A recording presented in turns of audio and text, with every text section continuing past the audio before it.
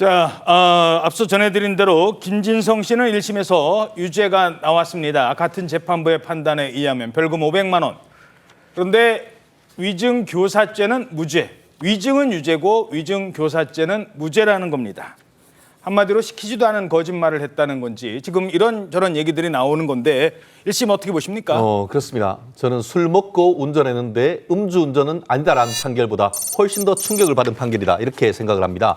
실질적으로 지금 판결문 요약을 했는 걸 보면은 이재명 대표는 세 가지를 주장했다는 겁니다. 첫 번째, 김진성이 위증한 사실이 없다. 두 번째, 위증을 교사를 한 적이 없다. 그리고 또 설령했다를 부탁했다 하더라도 위증을 교사하는 고의가 없다. 이렇게 주장을 했다라고 정리를 했는데 결국 그 위증한 사실이 없다라고 얘기를 하고 있습니다만 실질적으로 지금 그 김진성 씨가 6가지를 위증했다라는 것 중에 지금 그 2가지 빼고 나머지에 대해서는 다 위증했다고 판결을 했습니다. 예. 그럼에도 불구하고 난 정말 하기 싫어가지고 법정에 가기도 싫었는데 4차례에 걸쳐서 계속 전화를 해가지고 압박을 해왔기 때문에 부득이 내가 가서 내 기억에 반한 증언을 했다고 자백했음에도 불구하고 이재명 대표의 어떤 그 변소를 100% 아니 200% 받아 인정을 하면서 전부 무죄를 했다는 것은 아까 그 이재명 대표가 뭐 사람을 죽이는 것이 아니고 살리는 협치를 얘기했다고 하지만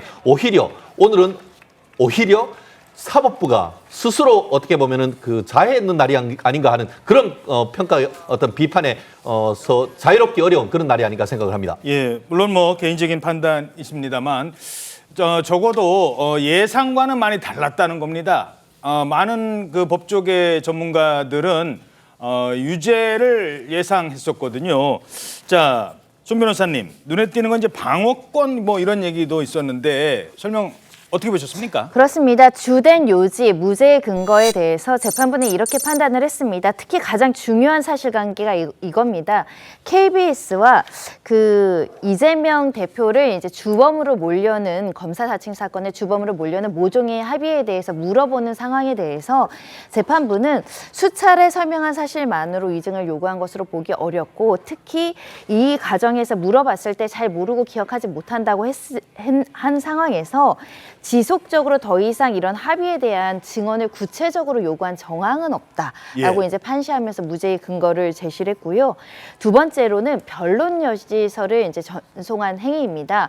잘 모른다고 하니까 이재명 당대표가 그럼 저희 변론 여지서를 드릴게요라고 하면서 변론 여지서를 전송한 행위에 대해서는 피고인이 이것을 전달하는 것은 이제 방어권 보장 차원에서 이것이 이제 상식에 반한다거나 방어권을 넘었다라고 보기 어렵다.